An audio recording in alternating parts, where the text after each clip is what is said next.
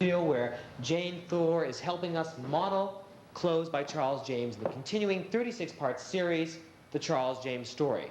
By the way, that 36-part series is growing faster than fast as we're documenting over 100 outfits, and we will begin to start interviewing some of Charles's friends, clients, co-workers, museum curators who have talked and know about his work and the ever-expanding story in itself. So, Jane is obviously in another evening dress, which she shows off so well. And it looks like it's black velvet. It is very, like transparent velvet, I guess is what you call it. It's very short pile. In fact, it's made in 1936 for Mrs. St. John Hutchinson. And it's made of very few pieces. I think just four sections of velvet. Let's move in and find those 4 sections of velvet, because it's unusual. Usually when you have draping and pleating and tucking and everything, you're talking about 10 pieces of fabric. Is that true in today's clothes? In most cases, yes. So why don't we make a quick outline and let's talk about where the 4 pieces are. Well, there's a seam down the center front and the center back. And there's a seam up here. But this side of the skirt, all of this tucking, and this strip which goes up the back, is all the same piece.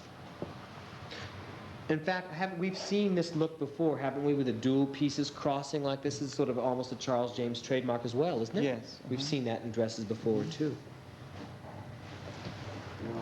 And there's no seam on the side of the skirt, so this side of the half is all one piece, and the other side is one piece. And then the bodice is in 2 pieces. And these just seem to be little pockets. Well, they're not really pockets. It's just drapery. That's Jane. My dear, that's attractive. What is this, for dancing when you sort of like this, or is this for a woman to entertain herself when she's bored? Or what's the reason for that? I don't know. Was it originally sewn inside, or? I don't know. It could have been. Sometimes see, it's beginning to come loose there. Stitching might have come. Well, after 30 years, it's some longer hard than wear. 30. Well, that's over 30 years. But now is this? Am I right to assume that this is all one piece? Right, and the sleeve is cut in one way. So if we take this off like this, just to see what happens. This just doesn't that? Oh, and it just comes off like that. I see. Yeah, but this is all the same piece. The sleeve. See, the sleeve goes right there. It's kind of hard to see the seams. We do it that. And it's only a dart, and that continues into the back.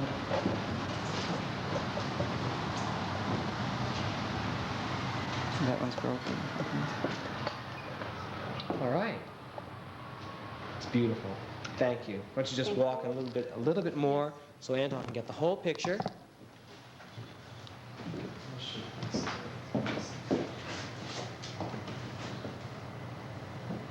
Now, we noticed before that she came on with a cigarette, and we talked about the fact that Charles mostly staged his own shows. He was very much involved. If there was going to be a photographic session, Charles was there telling the model how to pose. If there was going to be a fashion show, Charles was there to make sure that the commentary was correct and that the order was correct. Isn't that correct, Homer? Yes, yes.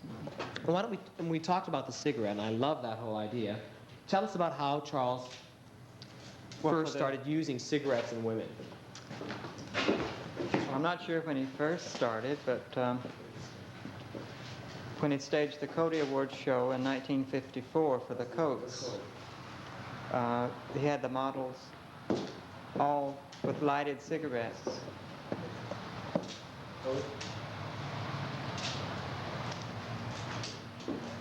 Oh, go ahead. And there was lighting only in the background. You know, there was no spotlights on the models. So when the curtain opened, all you saw was, you know, the silhouettes of the models with the cigarettes, with the lighting in the background. Very dramatic. And then the lights came on. It's interesting because I think we've seen the development of fashion shows now, even at Coty, where, of course, we've seen it become more of a performance. So Charles was really thinking ahead again when he had women lighting cigarettes and doing things, because that's, after all, is exactly what they're doing in fashion shows today. Well, he liked to have the feeling, you know, like if you were at a party, you would be smoking a cigarette or a drink. And once we've gone through individually documenting the clothes, as we are trying to do close-ups on the clothes and talk about the seaming, where you can find the signature, we're going to be creating a tableau, a ballroom scene, where you'll see perhaps as many as a dozen beautiful women in evening dresses by Charles James floating around in a ball gown, in a ballroom, dancing and moving in the clothes. And we also want to take some of the street clothes and show them marching down Fifth Avenue, perhaps with some dogs.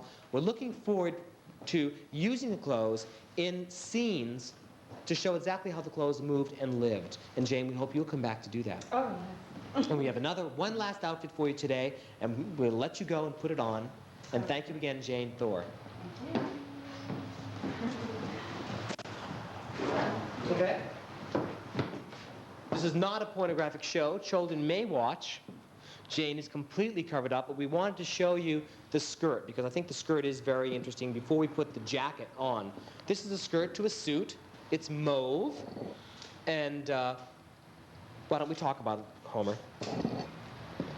It was made in 1947, and it was made for Mrs. Alice Top Lee.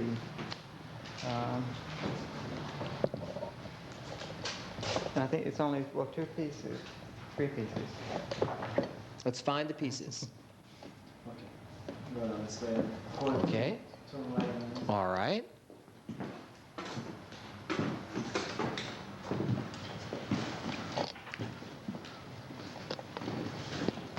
Everybody's smiling. Ooh. All right. I think that we can see in the, before we even look at the pieces, that if we look at the waistband, this is, you know, very Charles. Right. It's in a Not a straight not a across straight waist. line. Comes down. Oh, it's a better view from this side, kiddies. We look at the back, and it's very tailored, obviously. Right, and that makes the waistband this section. So this whole part comes into the waistband, so now we see it all becoming one piece, which creates that kind of tight silhouette and the fit. Doesn't that Right. help? And again, I guess we don't see padding here, but we see his little tucks, which create a little expansion of the Right. hip, which he liked for the silhouette. What is it? And I don't see any Z's here, but again, we see the zipper, functional, and good. It's wool, a wool cashmere. Yes, it has cashmere in it, maybe, you know, wool and cashmere. And the coat that goes with it. We can put it on with my back to the camera. Shoulder. This was the only coat ever made like this, so it's a new, unique one. Let's look at the Um, inside. It's beautiful. The client picked out the fabric. Well, she brought the fabric back from Italy, and Mr. James used it for the lining. Okay.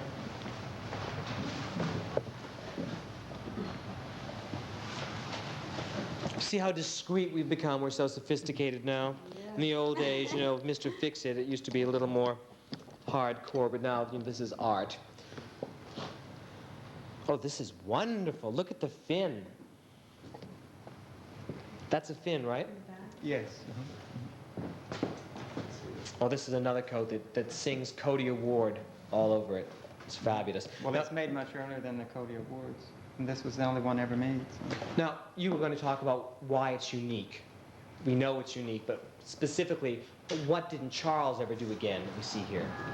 Well, he didn't do this again. Would you hold your arms out a little bit, Jane? This thin part he never made in another coat like this one. That And really also, you stands see- forward. Right. Well, he did use this motif with the dart continuing,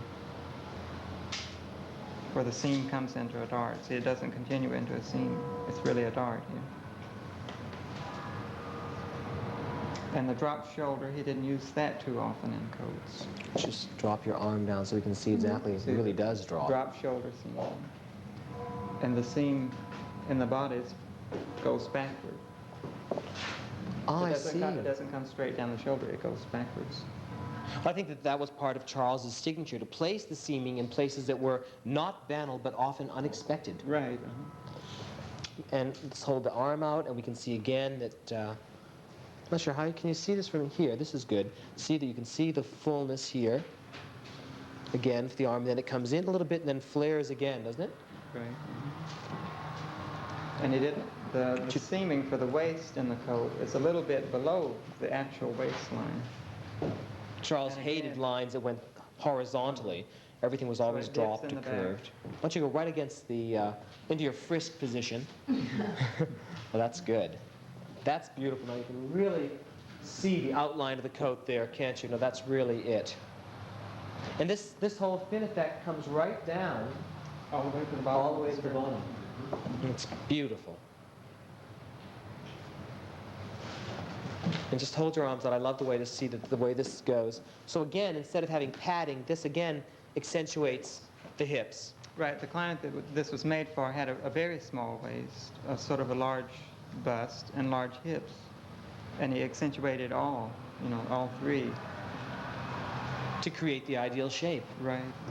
And it looks or just the as good on illusion of the that, ideal right. shape. Mhm. And we have And a this little- standard Little tuxedo. shawl, yeah, a little shawl collar, a very narrow. A villiers, what did you call it before? I like that. It's a new word well, for me. a revere. A revere. Right. A revere.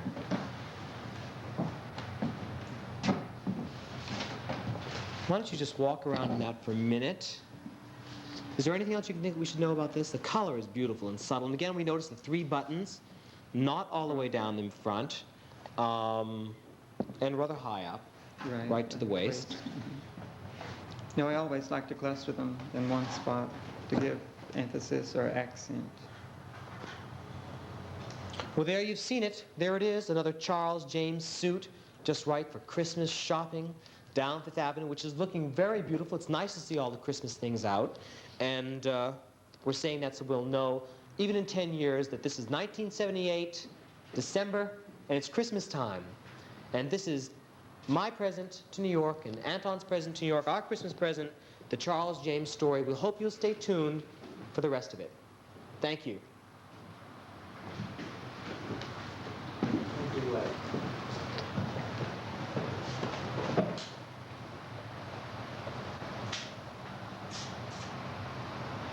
Okay, good. Which the? Well, just that one. Go ahead. Your choice.